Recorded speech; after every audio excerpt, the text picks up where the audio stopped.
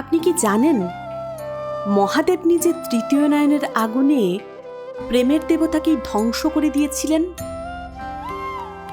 যিনি ভালোবাসার প্রতীক, যিনি দেবতার মানুষকে একত্র করেন, সেই কামদেবী একদিন হয়ে গেলেন মহাদেবের ক্রোধের শিকার। কিন্তু প্রশ্ন হল, শিব কেন এমন ভয়ঙ্কর সিদ্ধান্ত নিয়েছিলেন? কি এমন ঘটেছিল? আসুন তবে শুনে নেওয়া যাক সেই কাহিনীর কথা।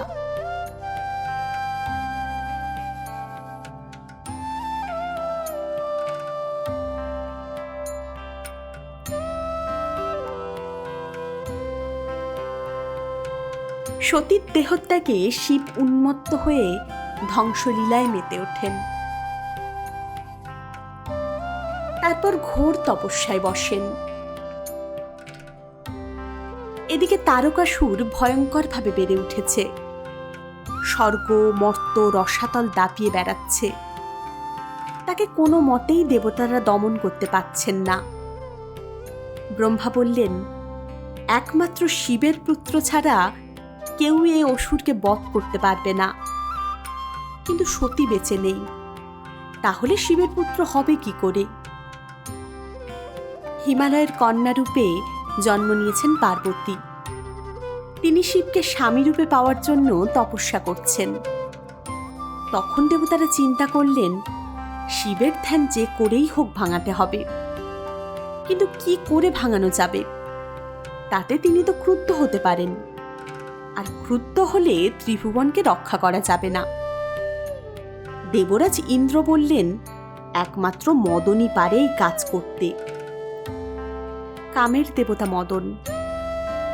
মদনের পুষ্পধনুর আঘাতে অনেক মুনি ঋষির মন চঞ্চল হয়েছে, তাদের পতন হয়েছে। কথা বলেই দেবরাজ মদনকে স্মরণ করলেন। তখন মদন ও তার স্ত্রী রতি এসে হাজির হলেন।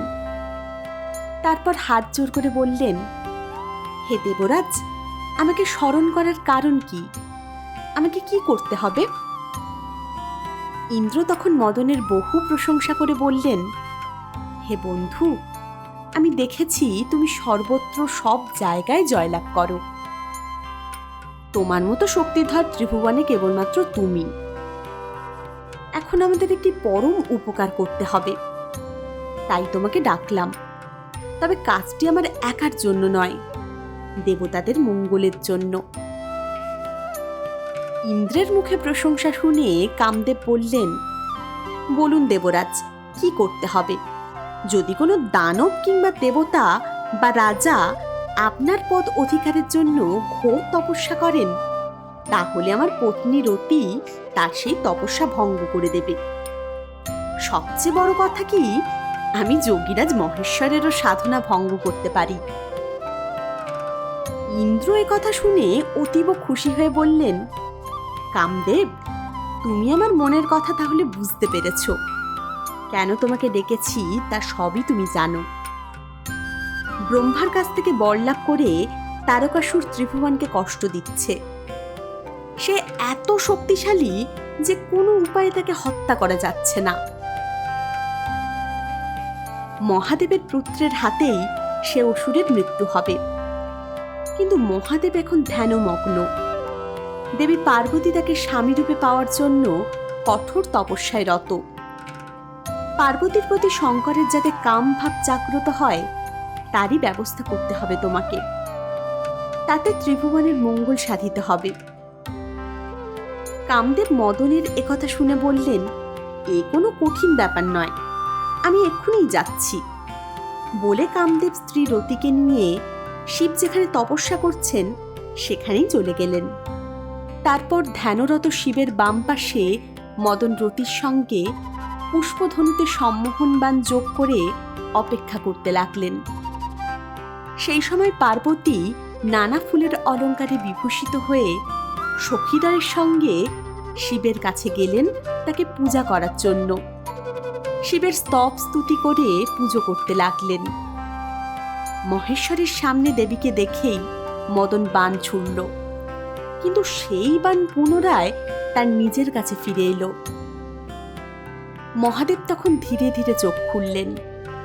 গৌরীকে সামনে দেখে ভাবলেন, এ কি, এমন সুন্দর রূপ কি কোনো রমণীর হয়? এই রূপ দেখে যার ধ্যান ভেঙে যায়, তার ধ্যানে কি আর মন বসে? শিব আর থামাতে পারলেন না। পার্বতী লজ্জাবশত একটু সরে দাঁড়ালেন। পার্বতী সরে দাঁড়ালেও কিন্তু তার অভিসন্ধি সব বুঝতে পারলেন শঙ্কর। তখন তিনি মোহগ্রস্ত হয়ে পড়লেন। কোনো মতেই তপস্যায় মন বসাতে পারছেন না। তখন চিন্তা করতে লাগলেন, এমন হওয়ার কারণ কি? নিশ্চয়ই এর কোনো কারণ আছে। কারণ ছাড়া কোনো কিছু ঘটতে পারে না। এই চিন্তা করে তিনি চারিদিকে তাকাতে তাকাতে দেখতে পেলেন তার বাম পাশে মদনদেব তাকে উদ্দেশ্য করে সম্মোহন বাণ মারার চেষ্টা করছেন। তাকে দেখে মহেশ্বর তো ক্ষেপে আগুন। তখন তার তৃতীয় নয়ন থেকে অগ্নি উদ্গীরণ হতে লাগলো। সেই ভয়ঙ্কর আগুনে জ্বলতে লাগলো মদন। সেদিন মদন আর রতির সঙ্গে দেবতারাও এসেছিলেন। শিবের সেই ক্রোধ দেখে তারা চিৎকার করে বলতে লাগলেন, রক্ষা করুন প্রভু, হে মহেশ্বর, আপনি ওকে রক্ষা করুন। কিন্তু ততক্ষণে মদন দেব পুরে ছাই হয়ে গেলেন। মদনের মৃত্যু দেখে দেবতারাও দুঃখিত হলেন। মহেশ্বর সেই আশ্রম ছেড়ে রাগে অন্যত্র চলে গেলেন। পার্বতীও তার সখীদের নিয়ে পিত্রালয় করলেন গমন। স্বামীর মৃত্যুতে রোদন করতে করতে রতি অজ্ঞান হয়ে যান।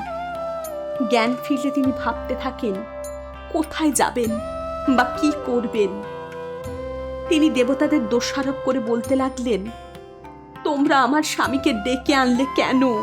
আমি এখন কাকে নিয়ে থাকবো বলো? বলেই স্বামীর উদ্দেশ্যে আক্ষেপ ও কান্নায় ভেঙে পড়লেন। চুল ছিঁড়ে চিৎকার করে জানাতে লাগলেন মনের বেদনা। রতির কান্নায় দেবতারা কাতর হয়ে পড়লেন।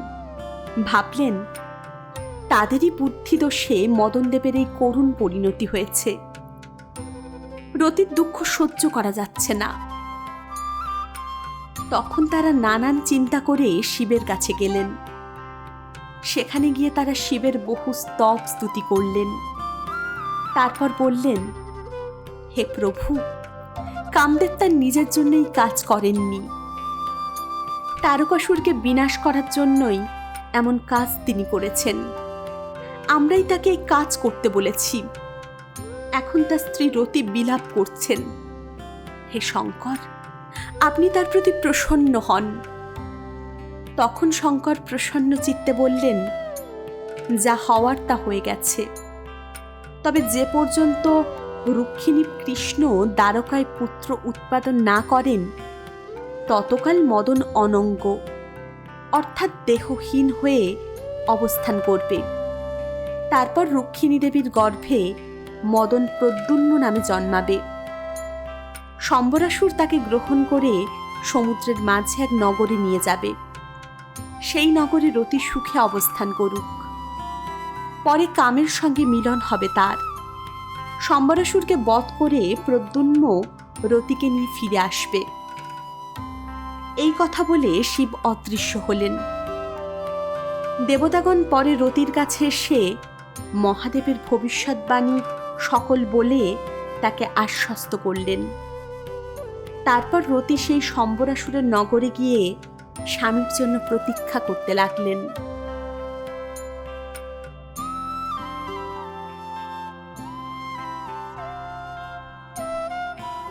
তাহলে ভাবুন, যেখানে প্রেমও রক্ষা পায় না, সেখানে মহাদেবের ক্রোধ কতটা ভয়ঙ্কর হতে পারে। আপনি কি মনে করেন, শিব কি ঠিক করেছিলেন? কমেন্টে জানাতে ভুলবেন না কিন্তু। আর আরও এমন গল্পের জন্য সাবস্ক্রাইব করুন কণ্ঠপুরাণ মাইথোলজি স্টোরিজ।